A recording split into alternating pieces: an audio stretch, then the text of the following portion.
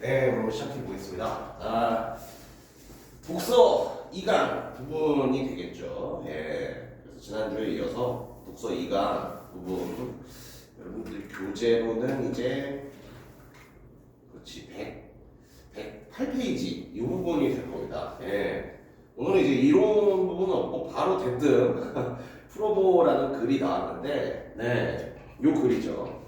요 글이 그렇게 쉽지는 않으실 거예요. 왜냐면 고3 지문이거든요. 고3 지문이고 나름 또 내용도 이해해야 할 좀 어려운 부분들이 있는 지문입니다. 그래서 너무 걱정하지 마십시오. 예. 아직 우리는 3학년이 아니잖아요. 그래서 풀고 시간을 조금 넉넉히 드릴게요. 요 지문 푸는데 11에서 12분 정도의 시간을 드리도록 하겠습니다. 일단 이 글을 체험해보고 수업을 진행해 보도록 할까요? 그럼 이제 108페이지부터 그렇죠. 지문도 굉장히 두 개로 길고 문제도 6문제 113페이지까지 이어져 있어요. 요거 한 세트 6문제까지 12분 안에 풀겠다라는 생각으로 지금 한번 풀어보십시오.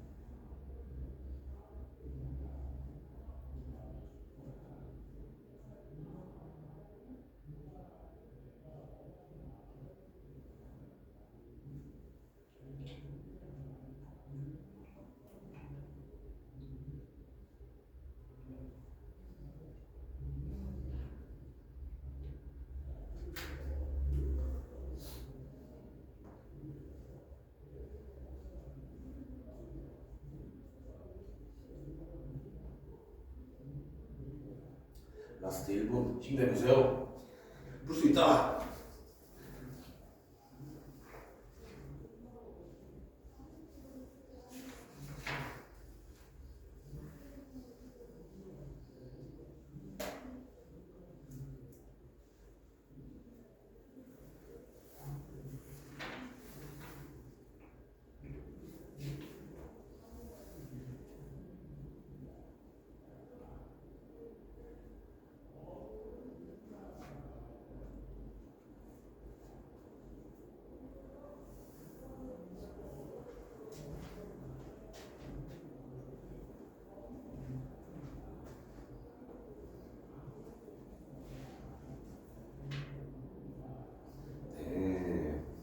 못했어요.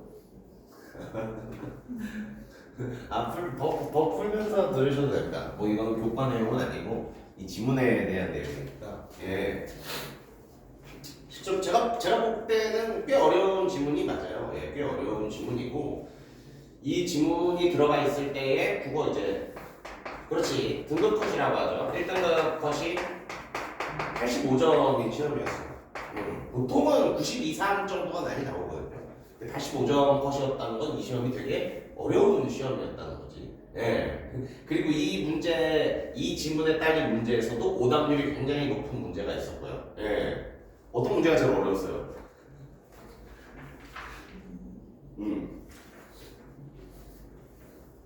몇 번?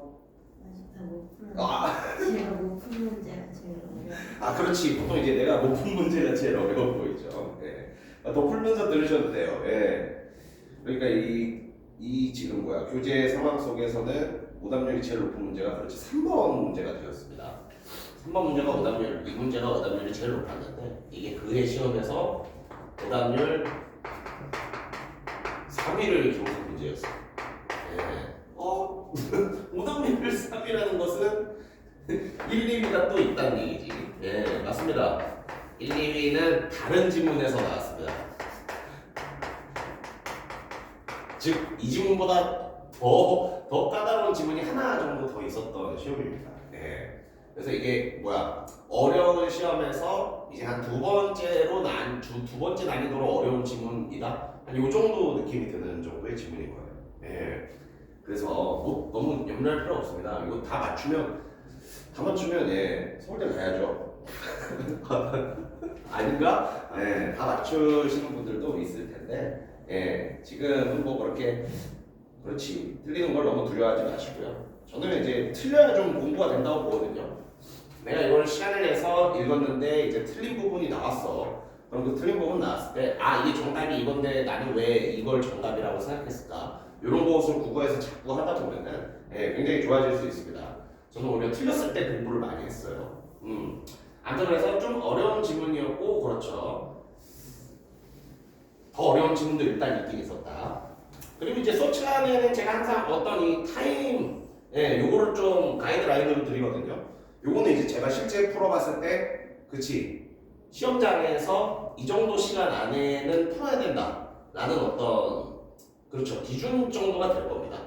이 지문은 11, 12분 정도? 근데 이거 한 13분, 14분까지 풀어도 다른 지문에서 시간을 줄일 수 있으면은 또 괜찮긴 한데 일반적으로는 그렇지, 이게 실제 시험장에서 만난 지문이라면 11, 12분 안에 풀어야 나머지 지문들도 전부 다 풀 수 있는 시간을 확보할 수 있게 되겠죠. 그래서 지금은 너무 또 시간에 얽매이지 마시고요. 또 수업 시간이니까 조금 긴장감을 유지하기 위해 제가 딱 약간은 빠듯한 시간을 드리는 건데, 요거 조금 넘어가도 지금은 상관없습니다. 근데 이제 2학년 이제 끝나고 3학년 넘어가실 때는 그때부터는 이제 시간에 관련된 연습도 충분히 하셔야 될 거예요. 아무튼 그런 내용들 시험에 그렇지 이 지문에 관련된 내용이 아니라 시험과 어떤 운영에 관련된 얘기를 말씀드렸습니다. 보기 문제? 그렇죠. 너무 많죠. 보기 문제도 보기 되게 길잖아. 아무튼 그랬었는데 그러니까요. 그러게 1대1인데 더 드릴까? 다 풀고 보고 싶은 마음이 있어요. 그러면은 제가 몇 분 더 드릴 수 있어요. 괜찮아? 그렇지, 맞아요. 나는 그 도전 정신 좋아해요. 그냥 저 사람이 풀어주는 거 보겠다가 아니라 내가 달려들어 보고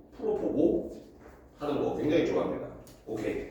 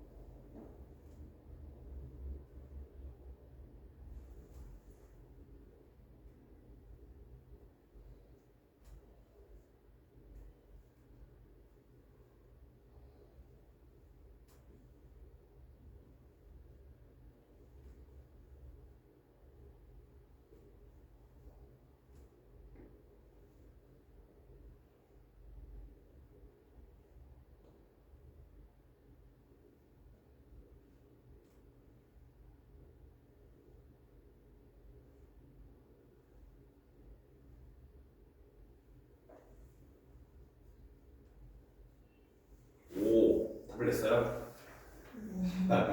고생했습니다. 그러니까요. 이런 질문들이 자꾸 나와서 네, 좀 슬픈 마음이 있긴 한데 괜찮아요. 이런 질문도 이제 읽어봐야 네, 다른 질문들이 좀 쉽게 보이는 효과가 있죠. 그러면은 내용을 한번 좀 간략히 살펴보도록 하겠습니다.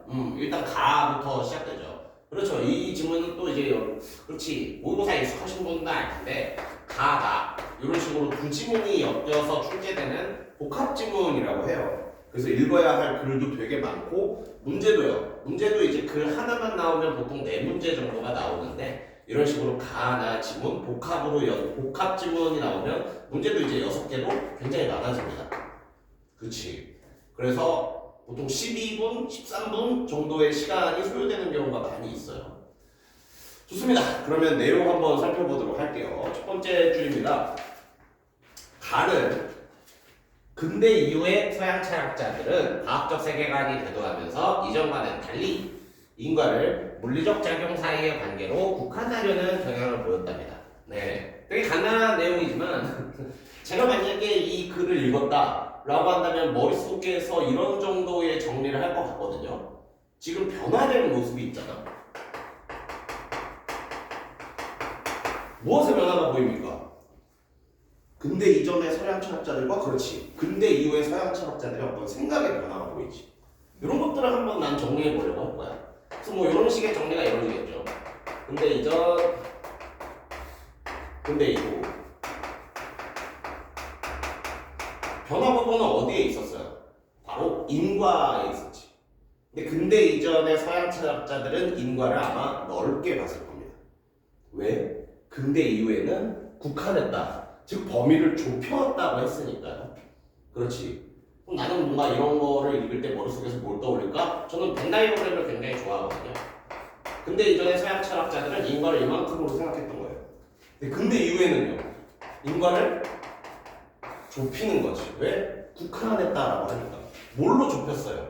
바로 더 눈에 확 띄게 들자. 인과를 어떻게 좁혔어요?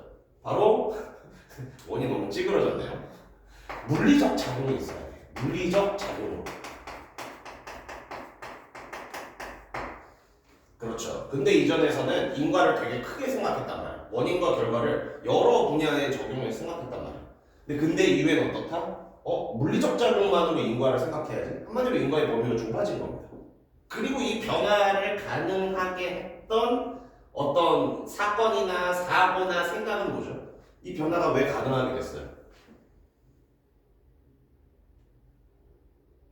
왜 이 변화가 생기게 됐을까?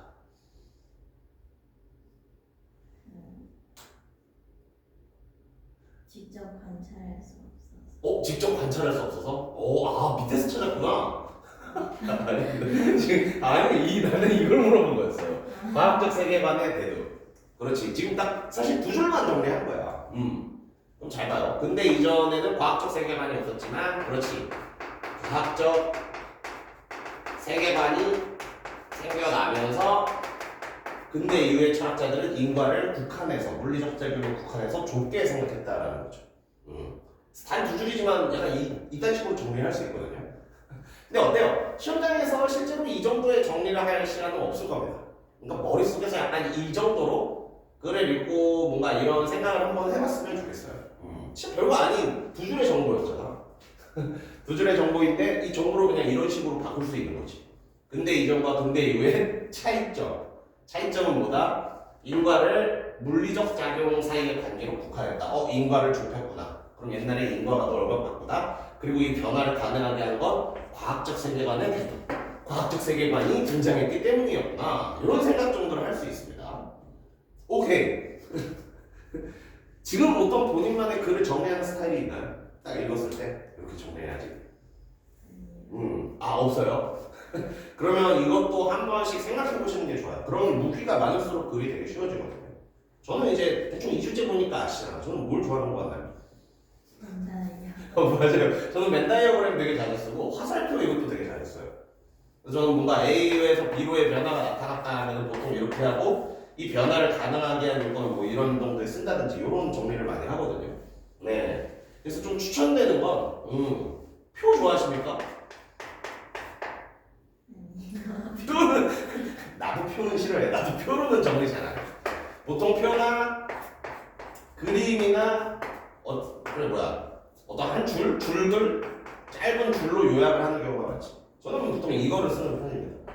네, 근데 한번 생각해 보세요. 왜냐면 이거는 그렇지 모의고사 시험에 독서 지문은 처음 보는 지문이란 말이지. 그래서 한 번 읽고는 그렇지 내 머릿속에 사진기가 아닌 이상 이걸 다 까먹게 돼 있어요. 그럼 어떤 식으로든 정리를 해야 될 겁니다. 그럼 내가 편한 식의 정리 방법을 찾아내는 것도 저는 독서 실력을 굉장히 업그레이드 할 수 있는 뭐라고 생각해요. 그러게 내 성질 닦으면 아마 이딴 식으로 정리를 하게 될 거예요. 저는 화살표의 사용과 어떤 이런 동그라미, 도형의 사용을 굉장히 좋아합니다. 네, 아무튼 이 두 줄의 내용을 이렇게 정리할 수 있고 계속해서 볼게요. 근데 여기에 문제가 있네요. 물리작용으로 볼 건데 이제부터 인과를 물리작용으로 볼 건데 거기에 문제가 있답니다. 그 문제 내용을 살펴볼게요. 휴미 지적한 문제인데 어떤 문제다? 인과관계 그 자체는 직접 관찰할 수 없다는 문제가 제시되었습니다. 뭔 말이지? 한 번 더 뒤에 도형 설명을 봅시다. 우리는 원인과 결과에 해당하는 사건만 관찰할 수 있대요. 그럼 여기서도 사실 머릿속에 정리가 들어갈 수 있지. 이런 식으로 지금 관찰 가능한 것은 뭐죠? 그치. 원인 사건, 결과 사건은 관찰이 가능해요. 근데 관찰이 불가능한 것 때문에 관찰이 불가능한 건 뭐예요? 그렇지. 인과관계 그 자체. 이거는 어느 식으로 정보를 정리한 것 같아요? 이거는 대조로 정리했지. 되는 거랑 안 되는 거. 반대되는 거. 독서를 할 땐 자꾸 이런 것들을 한번 생각해 보시면 좋아요. 어차피 이 정보 다 기억 못 한단 말이야. 그럼 어떻게 해나? 이런 식으로 대조해야지. 변화된 걸 이렇게 정리해봐야지. 이런 식의 생각이 글을 오래 기억하게 만들 수 있어요. 아무튼 좋습니다. 관찰 가능한 게 있는 반면 인과관계 그 자체는 관찰이 불가능하답니다. 조금 추상적이죠. 왜 인과관계 자체가 관찰할 수 없을까? 자, 인문지문에서 그래. 우리를 이해시켜주기 위해 주는 게 뭐다? 예시예요. 예시를 통해서 우리는 방금 봤던 이 설명, 인과관계는 관찰 불가능하다를 조금은 이해할 수도 있을 겁니다. 자, 그럼 잘 봐요. 추위 때문에 강물이 얼었다. 추위 때문에, 이거 우리가 늘 볼 수 있는 사건이잖아. 추위 때문에 강물이 얼었다는 직접 관찰한 물리적 사건을 진술한 것이 아니랍니다. 자, 그럼 요걸 가지고 한번 저 추위 때문에 강물이 얼었다를 볼게. 자, 여기서 관찰 가능한 원인은 뭔 것 같아요? 그렇지. 추위가 우리가 관찰 가능한 원인 사건이 되겠지. 결과 사건은요? 그렇죠. 이게 바로 결과 사건이 됩니다. 원인 사건, 결과 사건은 관찰이 가능하다고 했어. 그렇지. 그럼 관찰이 불가능한 건 과연 뭘까? 추위 때문에. 맞아. 이 때문에를 우리가 관찰이 불가능한 겁니다. 좋네요. 이게 관찰 불가능이에요. 그렇죠. 그래서 추위도 볼 수 있고 어느 것도 볼 수 있는데 정말 추위 때문에 어은 건지 즉 인과관계 이 때문에 그 자체는 관찰이 불가능하다는 거예요. 예. 여기서 살짝 배경지식에 들어가면 그렇지. 그렇지 않습니까? 예시 상황을 한번 만들어 볼게요. 예를 들어서 말도 안 되지만 얼음의 악마가 있어. 얼음의 악마. 실제로는 추워도 문은 얼지 않아요. 근데 얼음의 악마는 되게 성격이 나쁜 놈들이라 인간들이 추우면 강물이 온다고 오해하게 만들어야지.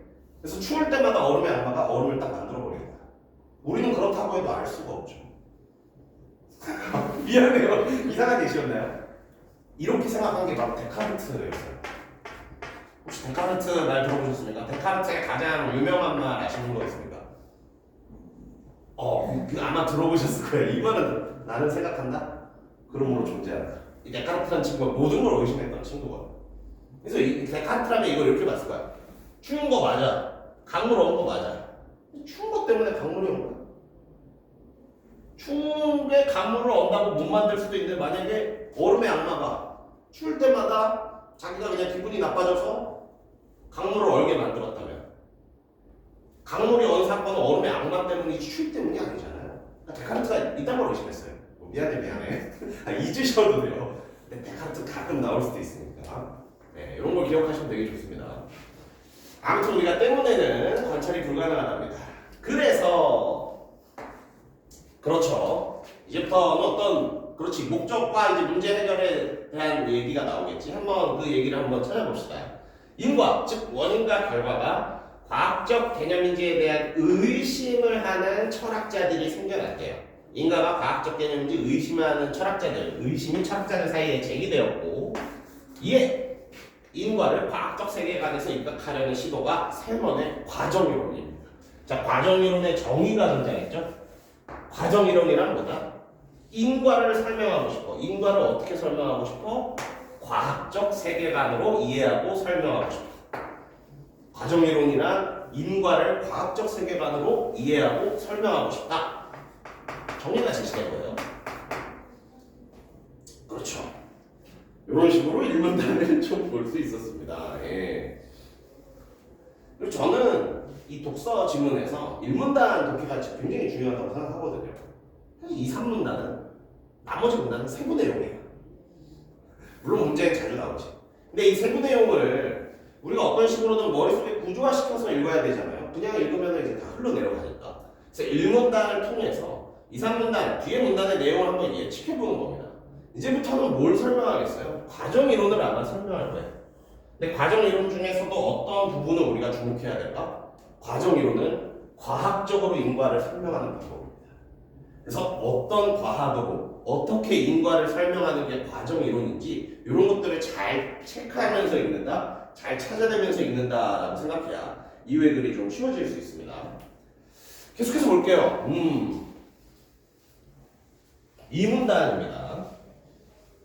이 문단에서는 대뜸 이제 야구공의 어떤 사례를 주면서 시작하고 있어요. 야구공을 던지면 땅 위에 공 그림자도 따라 움직인답니다. 그것을 어떻게 볼 수 있어? 공이 움직여서 그림자가 움직인 것이지 그림자가 움직여서 그림자의 위치가 변한 것은 아니래요. 당연하겠죠. 공이 움직이니까 그림자가 변하는 것이지 그림자 자체가 움직이는 건 아니라는 걸 거야. 계속해서 보죠. 과정이론은 아까 우리 과정이론의 정의 어떻게 내렸죠? 인과관계를 과학적으로 설명하는 이론. 그렇지. 그런 걸 계속 생각하고 있어야 돼. 이 차이를 다음과 같이 설명한답니다. 자, 이제 여기서부터 용어에 대한 정의가 이루어지고 있거든요. 이것도 한번 잘 생각해보세요. 과정. 과정을 어떻게 정의하고 있죠? 과정은 대상의 시공간적 궤적이 되는 겁니다. 이건 제가 굳이 한번 쓸게요. 왜냐면 앞으로의 독해에서 중요한 정보니까. 과정은 뭐다? 그렇지. 대상의 시공간적 궤적. 궤적이란 말이 어려우면 뭐 흔적이라고 생각해도 좋습니다. 과정은 이제부터 어떤 물건이 있으면 그 친구의 시공간적인 흔적으로 우리가 계속 읽어야 돼. 계속해서 볼게요. 날아가는 야구공은 물론 땅에 멈춰있는 공도 시간은 흘러가고 있다. 즉 시공간적 궤적을 그리고 있답니다. 네. 문제로 나오진 않았지만 이것도 한번 생각해 볼 만하지. 날아가는 야구공 이거 시간을 움직이고 있습니까? 공간을 움직이고 있습니까? 미안해요. 함정 질문이었어요. 이럴 때 이제 시공간 다 움직이는데요. 약간 이걸 기대하고 이제 함정 질문을 낸 거예요. 아 미안해. 근데 느낌 오시죠? 왜냐면 날아가는 야구공 시간 흘러가고 있다고 했잖아. 날아가는 야구공 시간과 공간을 제가 이런 식으로 함정 유도할 때가 있어요. 예, 속지 말라고. 그랬을 때 시간 움직여 공간 불나요. 약간 이렇게 기분 나쁘게 얘기해야. 미안합니다. 아무튼 날아가는 야구공은 시공간을 다 움직이죠. 멈춰있는 야구공은요 시간만 움직일 겁니다. 아무튼 여기서 설명하는 건 뭐예요? 시간이나 공간 혹은 시공간 전부를 움직이고 있는 것, 그것을 바로 과정이라고 하는 겁니다. 그럼 이 야구공은 물론 땅에 멈춰있는 공 전부 다 과정들이 생기는 거죠. 그래서 공이 멈춰있는 상태도 과정으로 본다 라는 부연 설명이 되어 있습니다. 계속해서 보죠. 그런데 모든 과정이 인과적 과정은 아니랍니다. 과정, 즉 시공간적 궤적이 있다고 인과가 되는 것은 아니래요. 어떤 과정은 다른 과정과 한 시공간적 지점에서 만난답니다. 자, 이제부터 어떤 과정, 다른 과정 좀 힘드니까 A, B로 바꿔서 읽을게요. A, B라는 두 과정이 있으면 이 두 과정은 한 시공간적 공간에서 만난대요. 그것을 뭐라고 설명한다? 두 과정이 교차한다고 설명합니다. 교차에 대한 용어 정의가 나왔지. 과정이 교차한다라는 말은 뭐다? 그렇죠. 두 과정이 한 시공간적 지점에서 만난다라는 말이죠. 이것도 한번 정해볼게요. 교차란 무엇이다? 교차. 두 과정, 두 개 이상의 과정이 될 수도 있을 거야. 아무튼 두 개로 일단 정리할게요. 두 개의 과정이 시공간적 지점에서 한이 중요하지. 시공간적 지점에서 만난다.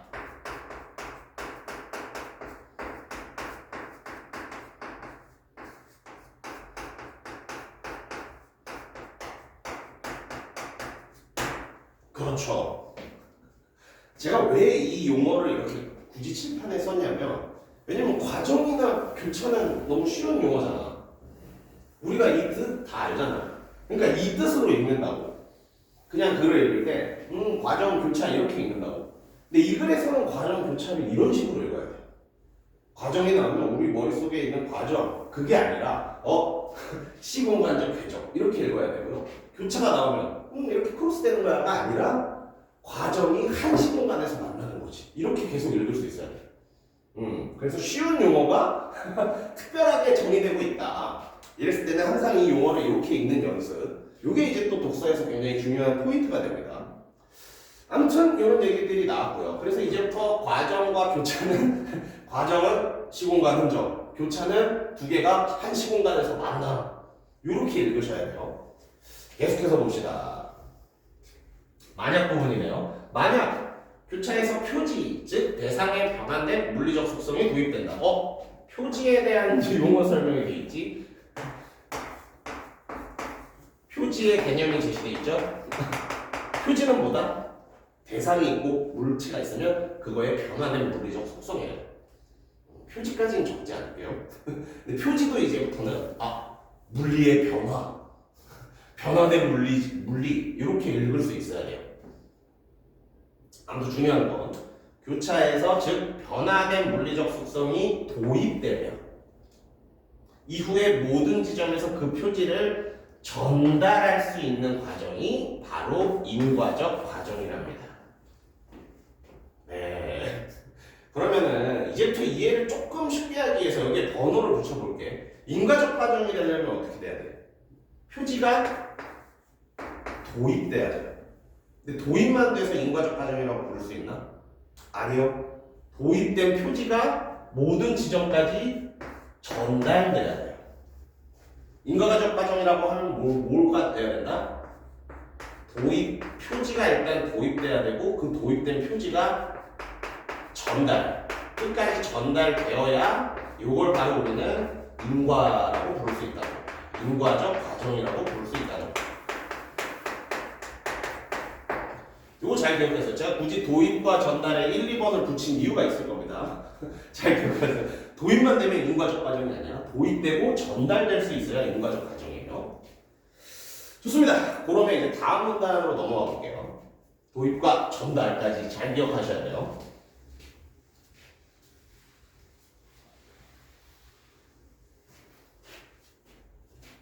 3문단입니다. 가령으로 시작하는 이건 뭐야? 가령은 또 예시 주고 있죠? 왜 이렇게 인문지문에서 자꾸 예시를 줄까요? 그렇지. 이해하라고 주는 예시거든요. 우리 이걸 통해서 뭘 이해해야 돼요? 여기서 아까 봤던 것들을 이해하면 돼. 과정이 교차한다는 건 뭐고, 교차했을 때 도입되고 전달되면 그것을 인과적이라고 부른다는 게 과연 무엇인가? 요거를 이제 생각하면서 보시면 됩니다. 보겠습니다. 가령 바나나가 A 지점에서 B 지점까지 이동하는 과정을 과정 1이라고 한답니다. 지금 실제로 문제 풀 때 그렸거든요. 예, 저는 이런 식의 정리를 좋아해서. 과정 1이란 무엇인가? 네, 못 그리지만 그려볼게요. 이 바나나입니다. 반달 아니에요. 예, 바나나가 전달돼. 어디서 어디까지?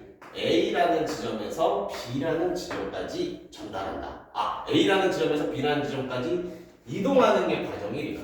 그래서 저는 과정 1을 아마 이딴 식의 그림으로 정리해 볼 겁니다. 그쵸?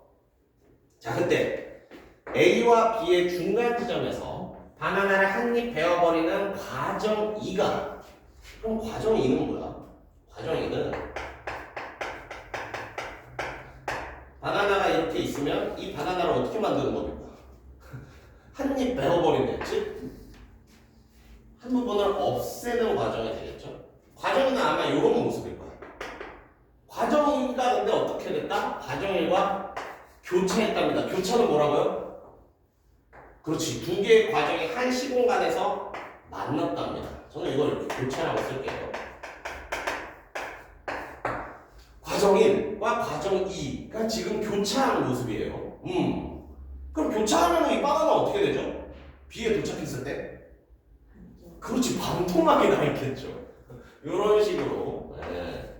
반토막이 난 바나나로 도착해 있겠지. 그 설명을 한 겁니다. 그렇지. 요 교차, 즉 두 개가 한 시공간에서 만나서 표지가 과정 1에 도입되었고, 도입에 또 번호 붙여야지. 왜냐면 우리가 전달까지 가야 되니까. 이 표지는 B까지 전달될 수 있었다. 그렇지. 도입된 게 끝까지 전달될 수 있다면 우리는 그걸 뭐라고 불렀죠? 바로 인과적 과정이라고 불렀지. 그렇죠. 도입된 게 전달될 수 있다면 우리는 그것을 인과적 과정이라고 불렀죠. 맞아요. 그렇게 해서 우리가 이 첫 번째 어떤 예시 상황을 이해해봤어요. 과정 1과 과정 2 그리고 이 둘의 교차해서 미안합니다. 교차해서 줄어든 바나나가 도입되었고 그것이 끝까지 전달되었으니까 인과적 과정이다. 이렇게 볼 수 있는 거죠. 다음으로 넘어가 보겠습니다.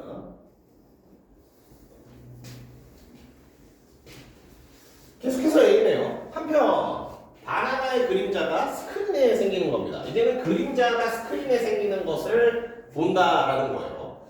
바나나의 그림자가 스크린에 A, 지점에서 A 다시 지점에서 B 다시 지점까지 움직이는 과정, 이것을 과정 3이라고 한대요.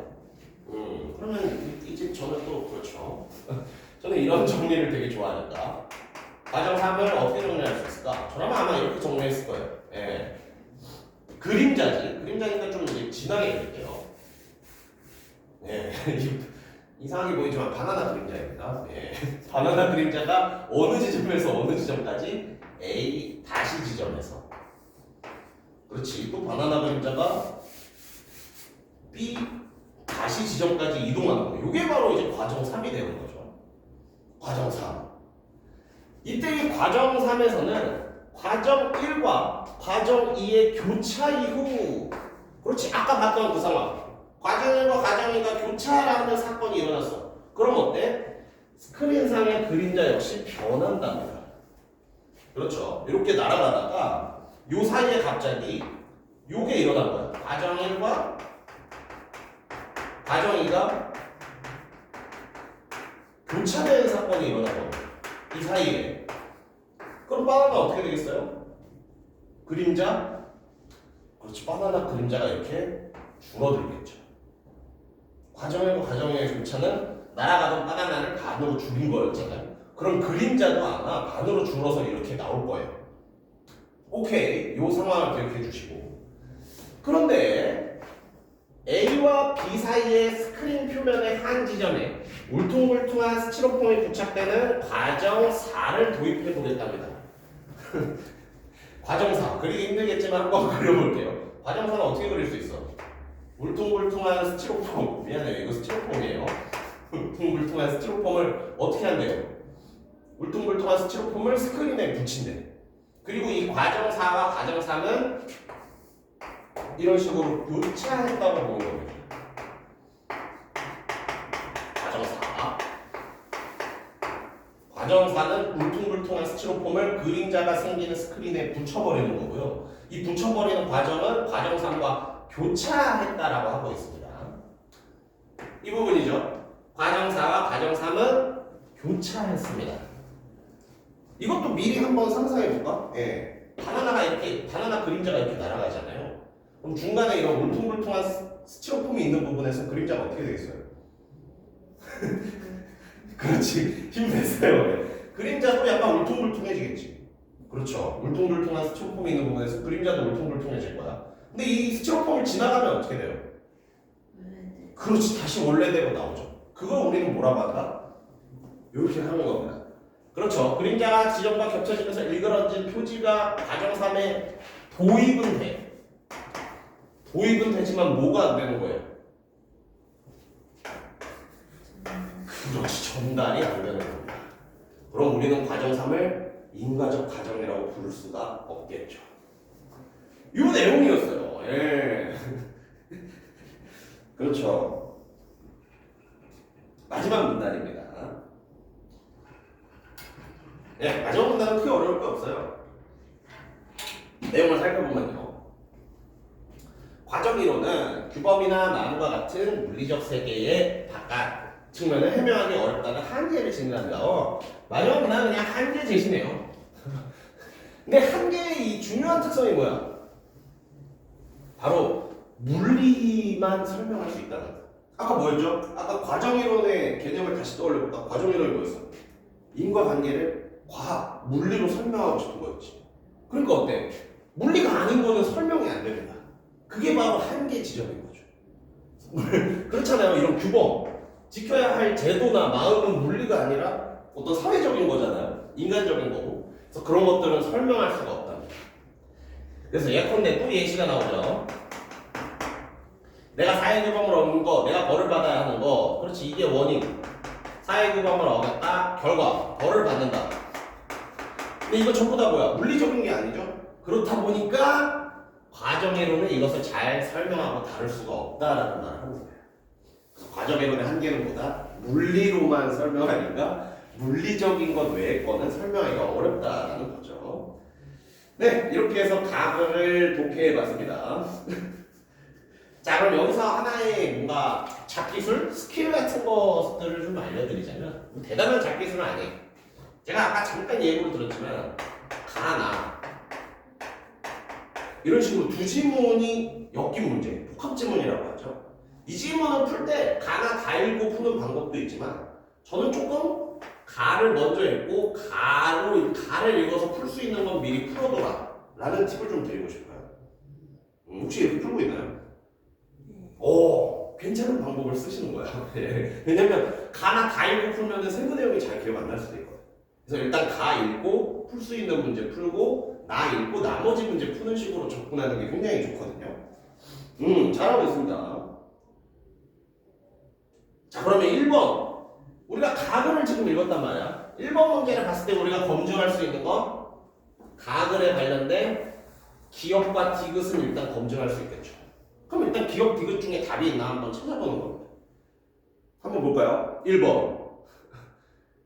아, 미안해요. 기억과 디귿만 보는 겁니다. 왜냐면 각을만 봤기 때문에. 1번. 인과에 대한 특종 이론이 등장하게 된 배경을. 자, 각을에서 인과에 대한 특종 이론, 제시된 이론 뭐였죠? 과정 이론 제시됐죠. 과정 이론이 등장한 배경. 과정 이론. 갑자기 왜 등장하게 되었죠? 혹시 기억납니까?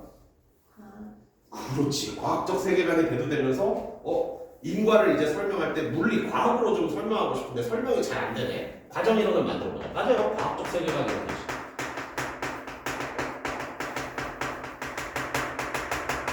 과학적 세계관이라는 배경 때문에 철학자들이 인식이 변화했고, 그렇지. 그래서 과정 이론이 생겨났다. 전혀 문제 없는 선지죠. 디귿 선지도 한번 보겠습니다. 3번 선지도 한번 볼게요. 인과에 관련된 특정 이론을 정의했다. 그렇지. 과정 이론 정의하는 부분이 있었죠. 과정 이론이란 이런 것이다. 과정 이론이란 인과관계를 과학적으로 설명해보는 것이다. 정의했어요. 구체적인 사례와 관련지어 그 이론의 한계와 전망을 제시하였다. 이 부분이 잘못됐습니다. 어디가 잘못된 것 같아요? 한계와 점. 그렇지. 한계는 사실 제시됐어요. 어떤 한계가 제시됐지? 그렇죠. 물리가 아닌 거, 법 같은 거는 설명할 수 없다. 한계는 있었는데 전망이 없었습니다. 그래서 틀린 소리네. 3번이 정답이 되는 거였어요. 근데 좋지 않습니까? 이거 5개 선지 다 봐야 되는데 가만히 읽었는데 이제 한 문제가 해결된 거야. 굉장히 마음이 편해질 수 있죠. 아무튼 그래서 1번의 정답은 3번이었어요. 한계까지는 제시됐지만 전망이 없었습니다. 그렇죠. 그럼 스무스하게 이제 2번으로 들어가 보는 겁니다. 2번은 어때요? 지금 가글을 읽었을 때 4, 5번은 아직 검증이 불가능해요. 4, 5번은 아직 우리가 모르는 이야기거든요. 하지만 1, 2, 3번은 검증이 가능합니다. 그럼 1, 2, 3번 중에 답이 있나 한번 찾아보는 거예요. 첫 번째, 과정 이론은 2-1번 1번. 과정 이론은 물리적 세계의 테두리 안에서 인과를 해명하는 이론이다. 문제 없죠. 왜냐? 과정 이론은 그렇지. 물리의 변화량, 과학적으로 그렇지. 인과를 설명하는 거니까 전혀 문제 없습니다. 2번. 사회 규범 위반과 처벌의 당위성 사이의 인과관계는 표지의 전달로 설명되기 어렵다. 이것도 맞습니다. 아까 우리가 표지를 뭐라 그랬죠? 표지를 변화된 물리량이라고 했었지.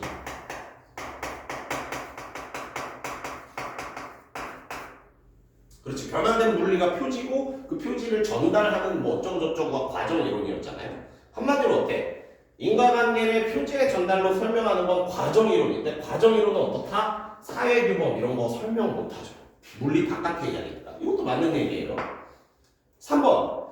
인과가 과학적 세계관에 부합하지 않는다고 생각하는 철학자가 근대 이후 성향에 나타났다.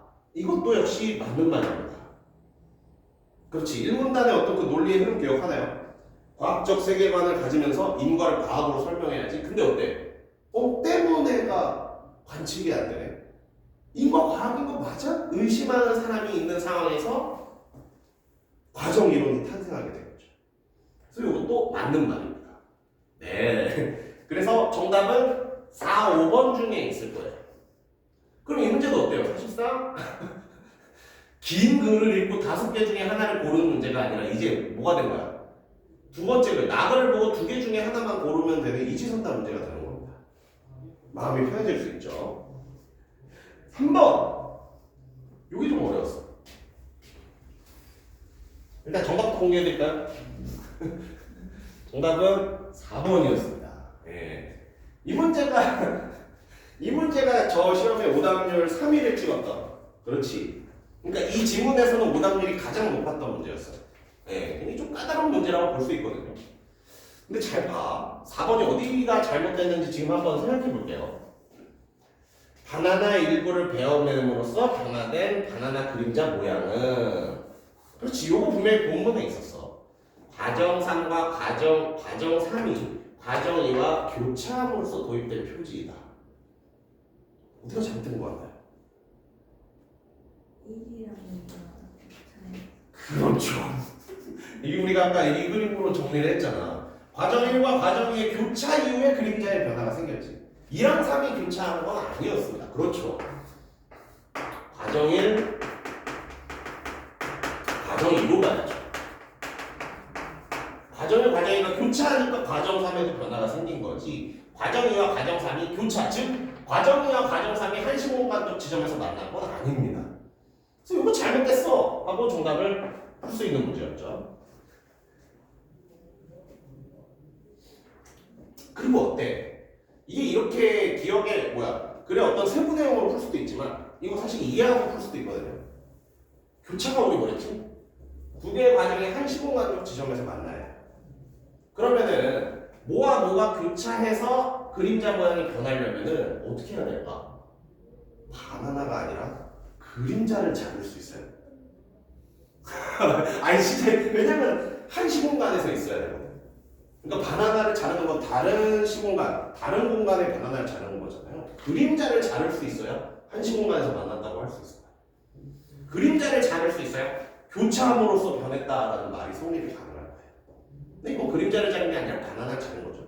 한마디로 과정 2와 과정 3은 교차가 안 된 겁니다. 그림자를 자른 게 아니라 바나나를 자른 겁니다. 이렇게 이해해서 풀 수도 있고 본문의 내용처럼 과정 1, 2가 교차해서 그림자가 변했다 그랬어. 이거 틀린 말이야. 이렇게 풀 수도 있습니다.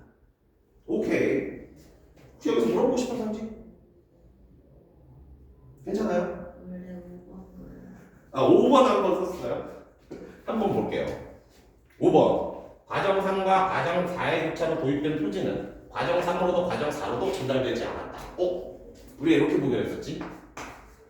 우리가 인과라고 부르려면 어떻게 해야 돼? 도입도 되고 전달도 돼야 되는데, 그렇죠? 이때 우리는 뭐라고 했었죠? 도입은 됐지만 전달이 되지 않았다 라는 게 글의 내용이었죠. 이때 과정 4와 과정 3이 교차할 때 도입은 됐지만 전달이 되지 않았다. 그렇지, 전달되지 않았다가 맞는 설명이 되는 거예요. 근데 전달이란 뭐예요? 변화된 물리량이 끝까지 가야 되는 거야. 이게 전달이었지. 근데 어때? 이 스티로폼 있는 부분 지날 때만 울퉁불퉁하고 스티로폼 있는 부분 끝나면은 다시 평평해지죠. 그래서 전달되지 않았다가 맞는 말이 되는 거예요. 좋아요. 좋습니다. 5번 그러네. 5번이 오답률이 제일 많았어요. 그러니까 이거를 찍은 사람이 정답 다음으로 많았어요. 5번이 제일 헷갈렸다는 선지였던 거죠. 좋은 질문이었습니다. 아무튼 이렇게 통해서 3번까지 해결했고 4번은 다음 글이니까 아직 해결할 수가 없고 5번 사실 5번 같은 것도 일단은 가로 해결해서 풀 수도 있거든요. 근데 저는 개인적으로 보기 문제는 다 읽고 풀어요. 그렇기 때문에 일단은 다시 나갈로 돌아가겠습니다. 좋습니다. 예. 그러게 살짝 지루할 때가 됐으니까 옛날 썰이나 하나 볼까요? 예. 저는 원래 이렇게 안 풀었었거든요. 저는 원래 다 읽고 나는 되게 정석적으로 풀어. 예. 글을 다 보고 푸는 걸 되게 좋아. 원래 저는 다 읽고 풀었단 말입니다. 예. 근데 이러니까 시간이 좀 많이 걸리더라고요. 예. 그래서 제가 이제 재수학원에서 일할 때 제 학생 중에 하나가 모의고사를 아직도 기억나는 얘기가 모의고사 우리 80분 보잖아요. 근데 걔는 60에서 65분이면 끝나요. 네, 걔 빨리 읽지. 그런데 정답률도 꽤 좋아. 얘 항상 뭐 100점이거나 많이 틀리면 뭐 하나 두 개 틀리는 거고 늘 100점이나 96, 95 이렇게 받는 거예요. 네. 근데 어느 여름이었어. 그래, 여름으로 기억해. 여름에 그 학원이 모의고사 되게 많이 봤는데 이 친구가 3번 연속 100점을 받는 겁니다. 굉장히 화가 났어요. 왜 화가 났을까? 아니, 얘는 이 질투 때문에 화가 나는 거예요. 나는 이제 강사인데 저는 60분 안에 못 풀거든요. 저는 80분 꽉 쓰거든요. 근데 80분 써도 나 한두 개씩 틀린단 말이야. 근데 내가 강사인데 이 학생이 60분대 푸는데 3번 연속 100점을 받는 거야. 그래서 너무 질투가 나가지고 물어본 적이 있거든요. 너 어떻게 푸냐? 그러니까 와 이렇게 풀어요. 근데 설명이 하나도 도움이 안 돼. 그러니까 걔는 그런 애야. 걔는 그렇게 글을 빨리 읽고 잘 기억하는 애야. 근데 오직 도움이 됐던 설명 하나가 바로 이거였어요. 저 복합지문은 가 읽고 문제 푼 다음에 나머지 문제는 나 읽고 풀어요. 그러니까 좀 나눠서 푼다라는 거죠. 그래서 나도 이거 풀 때마다 이렇게 한번 풀어봤거든요. 뭔가 좀 안정감이 되게 생기더라고요. 가를 읽고 문제 풀고 나를 읽고 나머지 문제 풀고. 그래서 저도 이제 학생한테 배워서 도입한 방법이었는데 여기서 우리가 얻을 수 있는 교훈은 뭘까? 그러니까 국어라는 게 그렇지 잘 읽고 잘 푸는 게 되게 중요하지만 이런 식으로 나한테 맞는 또 풀이 스타일이 분명히 있거든요. 그렇지 아직 뭐 2학년이라 그렇게 중요한 얘기는 아닐 거야. 근데 이제 만약에 이제 3학년 되고 내가 좀 그러니까 정시가 아니라 내가 3학년 되고 수능 최저 때문에 국어도 좀 필요한 상황이에요. 그때는 나의 풀이 스타일을 찾는 것도 굉장히 중요해요. 지금 혹시 세븐데이즈 풀 때 어느 식으로 풀어요? 순서대로 푸나요? 네. 오. 근데 이제 고3 되면 한 번 테스트를 해야 돼. 그게 요거는 그래 잠깐 풀어줄게요. 그러니까 지금 1학년이니까 이제 잘 봐. 앞부분에 이제 화법, 장문 그리고 언어 이 문법 문제가 나오는 파트가 있고 뒷부분에 이제 독서가 나온 다음에 그 다음에 이제 문화 이런 식으로 보통 모의고사가 이루어져 있거든요. 예.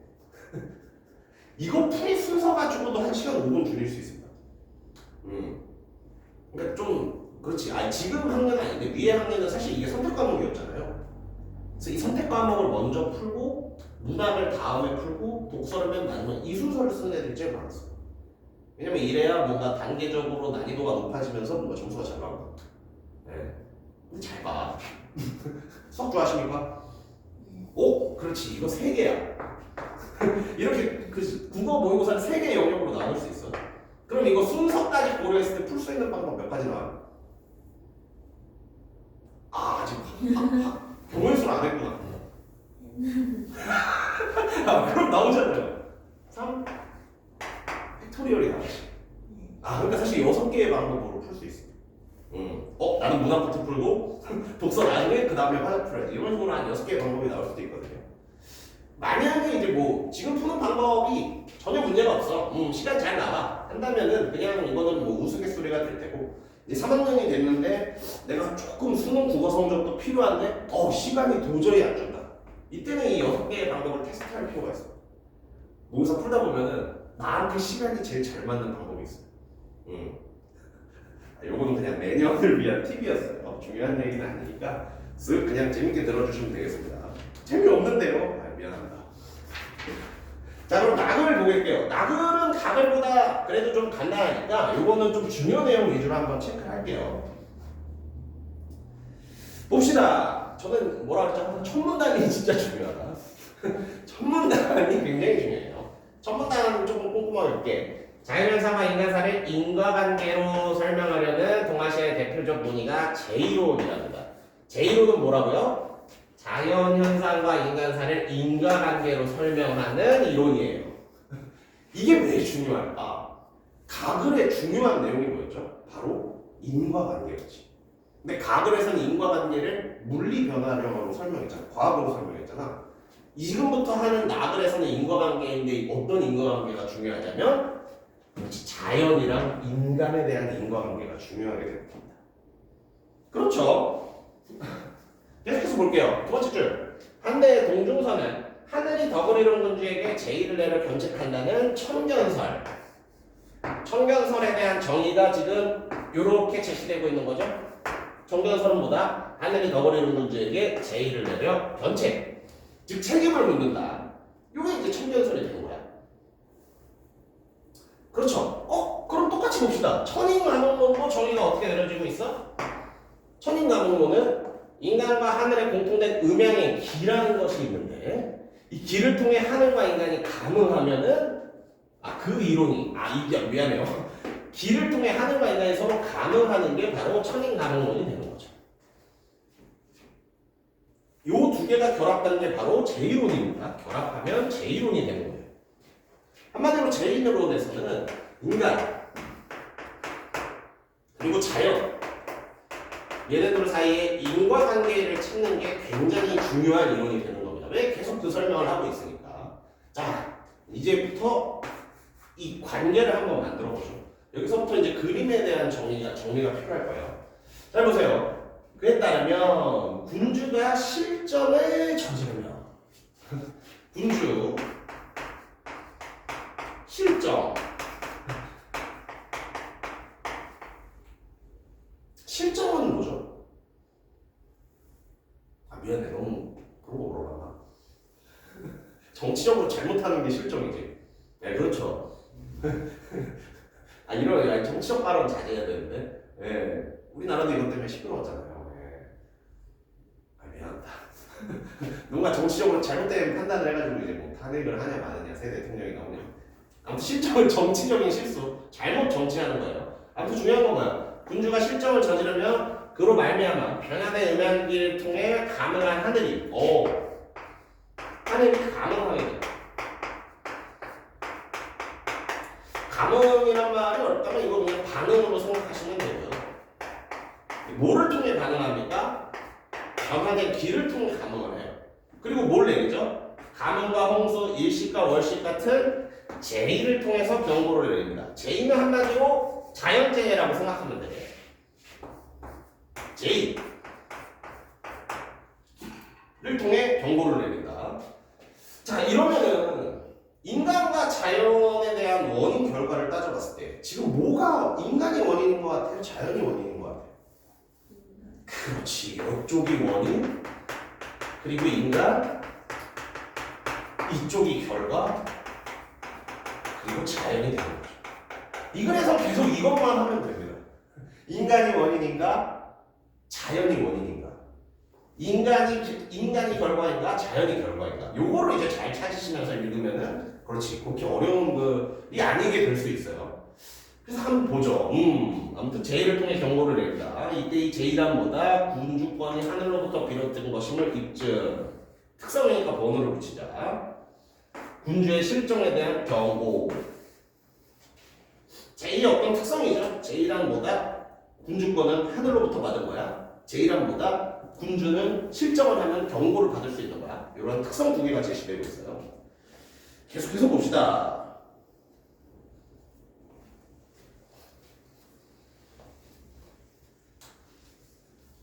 그러게요. 이러한 양면적인 성격의 제의로는 신하가 정치 논의에 참여할 수 있는 명분을 제공하였대요. 제의론이 뭐에 쓰였다고? 신하가 정치에 참여할 수 있는 명분으로 쓰였다네요. 제의가 발생하면은 군주가 직언을 구하고 신하가 이에 응하는 전통으로 구체화되었답니다. 근데 이 부분은 뭐 어렵지 않죠? 사극 좋아하십니까? 아 미안해. 사극 같은 거 보면 이제 나라에 가뭄이 들어. 그럼 어때? 나라에 가뭄이 들었으면 이 시스템 안에서는 가뭄이 되면 누가 잘못한 거죠? 그렇지. 원인이 여기 있으니까. 그러니까 신하가 가서 뭐 하는 거야? 제발 착하게 좀 사십시오. 정치 똑바로 하십시오. 이런 말을 할 수 있는 거야. 그러니까 이게 바로 신하가 정치 참여할 수 있는 명분이 됐고 구체화로 쓰였다라는 거죠. 오케이. 아무튼 이렇게 쓰였대요. 이제 뭐야? 군주가 잘못하면 자연재해가 일어나는 거니까 이게 원인, 이게 결과니까 신하들도 가서 자연재해를 보고 아유 또 똑바로 하십시오 하는 식으로 정치에 참여할 수 있었다는 거예요. 근데 변화가 일어납니다. 하지만 동정서 이후 원인으로서의 인간, 저도 똑같이 했죠. 원인으로서의 인간, 그리고 결과로서의 제의, 저도 똑같이 했죠. 결과로서의 자연. 이러한 1대1 대응. 1대1 대응은 어떻다? 억지가 심하다라는 평가를 받는 거야. 이게 무슨 평가를 받는 거야? 이거 억지다 라는 평가를 받게 되었다는 겁니다. 그렇죠. 지금 인간을 원인으로 자연을 결과로 두는 게 억지라는 평가를 받았어. 그럼 자연스럽게 뭐가 나와야 될까? 맞아요. 이 방식은 오히려 기억, 예언과 경향이니까 이것도 정말 정리해둬야겠죠. 왜냐면 문제로 나오는 기억에 해당하는 내용이니까. 그러면은 그렇죠. 이제 이거 지우고 기억을 한번 여기에 정리해볼게요. 기억은 어떻게 되는 겁니까? 제의, 이게 자연이었죠. 자연재해였죠. 자연재해를 인간사의 징조로 여겼대 오히려. 그리고 어때? 인간을 제2의 결과에 대응시켰답니다. 자, 그럼 어떤 반응이 나요? 제2가 인간사에 영향을 미치는 원인, 결과가 되는 거죠. 그렇죠. 이제는 자연의 원인, 인간사가 결과가 됩니다. 이 모습이 뒤집혔죠. 인간의 원인, 자연의 결과였다면 여기서는 기억, 예언적 경향에서는 제2가 원인, 인간사가 결과가 되는 거죠. 그렇죠. 이런 뭐 하겠어요. 예. 비가 내리지 않는 걸 보니 나라에 큰일이 일어나겠습니다. 이런 식으로 이제 예언을 하게 돼요. 그렇죠. 기억은 그래서 예언한 경향이 되는 겁니다. 네, 그래서 이런 부분이 이어지고 있고요. 아무튼 이 예언한 경향이 이어지면서 인간사를 그렇지. 여기부터 볼게요. 마지막 구절. 요망한 말로 백성을 미혹시켰다는 이유로 군주가 직언하는 신하를 탄압하는 비밀가 되기도 하였습니다. 아까 이 세계관에서 어떻죠? 군주가 잘못한 거니까 신하가 똑바로 하십시오 하고 직언할 수 있었단 말이야. 근데 이 세계관에서는 이상한 말을 해. 말도 안 되는 소리를 해. 해서 신하를 찍어 누를 수 있게 된 거예요. 군주가. 아무튼 이게 기억까지의 내용이었고요. 다음 문단 가보겠습니다.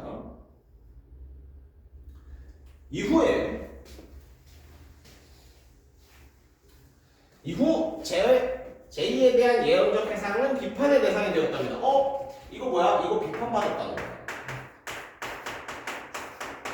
예언과 경향이 나오긴 했는데 어쨌든 비판을 받았대요. 천인가몽론 또한 부정되기 시작했습니다. 천인가몽론은 아까 우리가 정리했던 이쪽에 가깝죠. 근데 이것도 지금 부정받기 시작했대. 그럼 우리 이제 어떻게 해야 되지?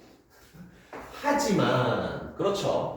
제1호는 어떤 특성이 있어요? 제1호는 여전히 정치 현장에서 사라지지 않았답니다. 왜 사라지지 않았을까를 한번 생각해 봐야겠죠. 왜 사라지지 않았지? 송대 일어나 주희라는 사람이 등장합니다. 그렇죠. 주희 혹시 들어보신 적 있나요? 저 친구가 바로 성리학을 만든 사람이죠. 주자. 미안해요. 아무튼 그런 사람이에요. 조선 사회를 거의 좌지우지한 사람이지 나중에. 우리가 모든 주자의 이론, 주자의 성리학으로 해석했으니까. 아무튼 중요한 건 뭐야? 주위에서 어떤 큰 변화가 일어나거든요. 이 변화의 내용을 캐치하는 게 굉장히 중요합니다. 어떤 변화가 일어났어요? 천문학 발달이 일어났어. 천문학 발달이 일어나니까 옛날에는요. 그치, 자연재해를 이제 예측을 못 하잖아. 근데 일월식 같은 건 뭐가 돼? 예측이 가능하게 되었습니다. 그러니까 일월식을 어떻게 해야 될까? 제2, 자연재해에서 빼버려야 돼. 정리해보면 어떻게 돼요? 옛날에는 천문학이 발달하지 않아서 일월식, 태양이 가려져, 해가 가려져요. 그럼 어떻게 해? 자연재해다. 군주가 잘못한 것이다. 이랬단 말이에요. 근데 어때? 이쯤 되면은 천문학이 발달해서 저거는 이제 달이 태양을 가리는 현상이야. 이런 식으로 설명하게 되고 이거는 자연재해가 아니라는 생각이 생겨나게 된 거죠. 그래서 제1을 어떻게 합니까? 제1을 근본적으로 이치에 의해 설명되기 어려운 자연현상으로 간주합니다. 이것을 보면은 이런 걸 이제 좀 그래서 중요하게 여겨야 되거든요. 이런 걸 이제 우리는 재정의라고 해요. 그 전까지 제2는 뭐였어? 그냥 자연재해. 근데 주위부터 제2는 뭐가 돼? 설명하기 어려운 자연이 되는 거죠. 그래서 제2라는 키워드가 지금 재정이 되고 있습니다. 계속해서 보죠. 하지만 당시까지도 제2에 대해 군주의 적극적인 내용을 유도하며 안전한 언론 활동을 기회를 제공했던 제1론이 폐기되는 것은 신하 입장에서 유용한 정치적 기제를 잇는 것이었답니다. 좀 빨리 가보면은요. 제2는 어떠한 유용한 기능이 있어? 군주에게 적극적인 대응을 유도하게 할 수 있어요. 그리고 어떠한 기능이 있어? 안전한 언론 활동의 기회를 제공하는 기능이 있어요. 이 1, 2번은 어때? 전부 다 유용한 특성이죠. 그러니까 어떻게 해야 된다? 제1론을 폐기하면 안 된다. 제1론을 유지해야 된다라는 생각이 제시되는 거예요. 좋습니다. 마지막이에요. 이제 다 끝났어. 이 때문에 그는 군주를 경계하는 적절한 방법을 찾고자 제1론을 고수하였고요. 왜? 군주를 경계하기 위해서. 그는 제1에 대한 개별적 대응 대신 군주에게 허물과 잘못이 쌓이면 이에 감항하여 변칙적인 자연현상이 일어날 것이라는 전반적 대응서를 제시했다는. 근데 전반적 대응서를 정리해줘야겠죠. 왜? 니은이 붙어있으니까. 이거 문제로 나오겠다는 거 아니에요. 니은을 한번 정리해봅시다. 전반적 대응서를 한번 정리해볼게요. 전반적 대응설에서는 원인이 누구지? 군주가 되는 거지. 군주가 허물과 잘못을 쌓으면은 하늘이 감응해서 변칙적인 자연현상, 이걸 제이라고 부르기로 했었죠? 제이가 일어나는 거예요. 그래서 니은을 정리하면 어떻게 돼요? 군주 제이가 되는 거지 다시. 그리고 군주 쪽이 원인, 제이 쪽이 결과가 되는 거예요. 그렇죠. 이런 식으로 제1론이 수명 연장이 되었다라는 식으로 글이 마무리되고 있습니다. 좋습니다. 그러면은 우리 아까 이제 못 풀었던 내용들 찾아가 봐야겠죠? 2번에서 우리가 1, 2, 3번 중에서는 답이 나오지 않았어. 그러니까 4, 5번 중에서 한번 답을 찾아야겠죠. 한번 볼까요? 2번에 4번, 5번을 검증해 보겠습니다. 2번에 4번. 한대 제1론에서 전제된 하늘은 음양의 변화에 반응하지 않지만 경고를 하는 의지를 가진 존재였다. 이게 잘못됐습니다. 그래서 이번에 정답은 4번이거든요. 혹시 어디가 잘못된 것 같아요? 변화에 반응하는 그렇지, 이게 잘못됐지. 변화에 반응하죠.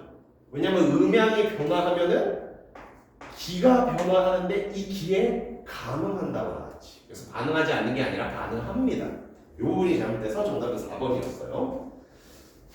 5번도 마지막으로 한번 검증해볼까? 네, 이번에 5번. 천문학의 발달에 따라 이월식이 예측 가능해지면서 송대에는 이를 설명 가능한 자연현상을 보는 경우. 이거 그대로 소설이 있었죠? 그렇지. 천문학의 발달, 옛날에는 1월식도 제2였는데 지금은 어때? 설명 가능하니까 제2에서 빼버렸지.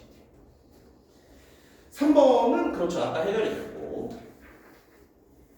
4번으로 가보겠습니다. 기억니은 그렇죠. 이 문제 풀려고 사실 이 정리를 해놓은 거예요. 기억은 제1을 원인으로 인간사를 결과로, 니은은 군주, 인간을 원인으로 제2, 자연을 결과로 두었다. 한번 볼게요. 정답 몇 번이었냐 이거?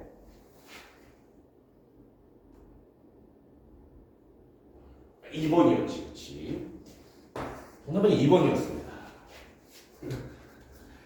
기억은 이전과 달리 인간사와 제2의 인간관계를 역전시켰다. 실제로 볼까요? 여기 지워졌는데, 그렇지. 여기에 이제 인간. 이게 제2론이지. 이게 이제 뭡니까? 기억 이전에, 그렇지. 기억 이전에 어떤 제2론이었어요. 인간이 원인이고 제2가 결과라는 걸 가지고 있었지. 근데 이게 기억으로 변하면서 어떻게 됐습니까? 제2가 원인이고 인간사가 결과라고. 즉, 관계가 역전되어 버렸죠. 뒤집혔어요. 제1은 인간사의 미래를 알려줄 수 있는 징조로 삼았다. 인간사의 미래를 알려주는 징조, 이게 바로 예언이지. 근데 기억은 바로 예언 같은 그렇죠? 가뭄이, 비가 안 오는 걸 보니 곧 반란이 일어나겠구나. 이런 식으로 생각했다는 거예요. 그래서 2번이 정답이 됩니다. 오케이. 5번. 보기 문제 이제 가볼게요. 예. 이것도 오답률 탑5까지는 아닌데 이것도 꽤 높은 오답률을 기록했습니다. 그래서 그만큼 이 지문이 나름 까다로운 지문이었다라는 거겠죠. 보기의 내용을 일단 한번 탐구해 볼게요. 가. 첫 번째 보기 가입니다. 만약에 인과관계가 직접 관찰될 수 없다면, 그렇지, 인과관계는 직접 볼 수 없다라고 했잖아. 인과관계 그 자체는 볼 수 없다라고 했잖아. 이거 가. 그래서 물리적 속성의 변화와 전달과 같은 관찰 가능한 현상을 탐구해서 인과 개념을 과학적으로 규명한. 이게 그냥 뭡니까? 사실 이거 그냥 과정이론이랑 똑같은 설명이에요. 과정이론의 등장 배경이랑 똑같은 설명입니다. 예. 파이팅. 네. 그래서 5번 문제 보기 가는 어렵게 생각할 거 없이 과정이론이라고 생각하시면 돼요. 과정이론의 등장 배경이라고 생각하시면 돼요. 나를 한번 볼까? 나. 인과관계란 서로 다른 대상들이 물리적 성질을 주고받는다. 물리적 성질을 주고받으려면 시공간으로 연결. 교차되어야 된다. 시공간적 궤적이 교차되어야 한다. 이것도 그냥 과정이론과 그냥 별 다를 바 없는 설명입니다. 그러니까 가와 나는 사실상 첫 번째 글 그냥 뭐 첫 번째 글의 내용이랑 다를 게 없어요. 어려울 게 없는 내용이죠. 닭을 요거는 이제 살짝 한번 생각해 보세요. 잘 봐요. 덕이 쌓인 치세에서는 제의를 찾아볼 수가 없었다. 덕이 쌓인 치세란 뭐죠? 덕. 그렇죠. 거의 끝났습니다. 힘내십시오. 미안해. 길어하게 해서 미안해. 덕이 쌓인 치세란 뭐예요? 뭐 좋은 정치라고 생각하면 돼요. 덕으로 정치를 하면 좋은 정치가 이루어지는 거거든요. 치세라는 어떤 정치하는 시대, 정치로 만들어진 시대를 말합니다. 그럼 어때? 덕으로, 즉 좋은 정치를 하는 시대가 이루어졌다. 그럼 이게 어떤 결과를 낳았죠? 제의, 즉 자연재해를 일으키지 않았어요. 세상의 병고는 모두 난세 때에 출현했대요. 잘 봐. 그럼 난세라는 건 뭐예요? 그렇죠. 어지러운 시기. 이거 인간이 만든 어지러운 시기잖아요. 이 난세가 오면은 뭐다? 세상에 어떤 변고, 세상에 어떤 뭐 큰 사건이 일어났다는 거지. 근데 이거를 이제 제의라고 볼 수 있습니다. 그럼 어때요? 이거 사실 다는 그렇지. 인간이 자연에 영향을 준다. 그 생각이에요. 인간이 인간을 원인으로 자연을 결과로 두는 그쵸? 요 생각입니다. 라를 잘 해석하면 됩니다. 잘 봐요. 홍수가 자주 발생하는 강하늘 지방바다 반드시 실정을 하는 것인가? 홍수가 발생하지 않는 산악 지방의 지방바다 반드시 청렴한가? 실제로 그렇지 않다. 이 말은 어때요? 그래 이거를 이제 좁혀줄게. 이건 어때? 인간이 자연에 영향을 준다예요? 아니면 자연이 인간에 영향을 준다예요? 자연이 인간에게 영향을 준다. 네, 사실 함정 질문이었거든요. 이것까지는 아닌데 정확히는 이걸 부정하는 질문입니다. 인간이 자연에 영향을 미치는. 잘 봐요. 여기서 홍수에 영향을 미치는 요인은 뭐예요? 강하류. 그렇지. 강하류는 홍수가 자주 발생하는 거잖아. 그럼 어떻게 해요? 사실상 자연을 이렇게 보는 거예요. 강하류라는 자연은 홍수가 발생하기 쉬운 자연이다. 똑같잖아요. 홍수가 발생하지 않는 산악지방이요. 산악지방이라는 자연은 홍수가 잘 발생 안 한다. 그렇죠. 요 관계를 둔 거죠. 아무튼 그렇습니다. 이거는 인간이 원인 자연의 결과라는 것을 부정하는 생각입니다. 실제로는 어떤 자연 환경 때문에 홍수가 잘 일어나고 잘 안 일어나는 거지. 그렇게 봤을 때 그렇죠. 이것도 정답 손지에 한번 가볼까? 이것도 오답률이 나는 높았어요. 정답은 2번이었습니다. 예, 한번 볼까요? 정답만 검증 한번 해봅시다. 인과관계를 대상 간의 물리적 상호작용으로 국한하는 나의 입장. 여기까지 맞죠? 나의 입장이 뭐였어? 과정이론의 입장이었잖아.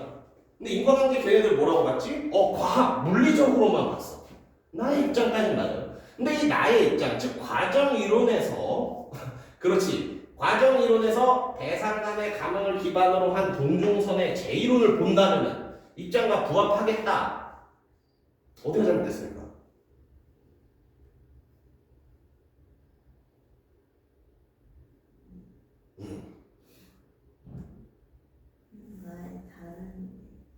그렇지. 다른 얘기다. 맞아. 부합하지 않게 되겠지. 그렇죠. 그런 거야. 나의 입장은 뭐야? 물리적 상호작용이 중요하거든요. 근데 대상 간 감흥이 있다는 거. 이거 대상 간 감흥 누가 했죠? 인간과 정확히는 자연, 하늘이 감흥을 했지. 뭘 통해서 감흥을 했어요? 혹시 기억나요? 맞아. 기를 통해서 감흥을 했단 말이야. 기는 물리적인가?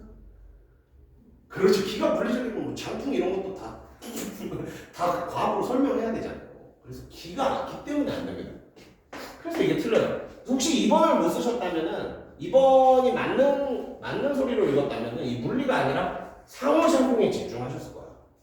여기서도 사실 상호작용은 보이거든. 기를 통해서 인간과 하늘이 상호작용을 하고 있죠. 근데 중요한 건 뭐다?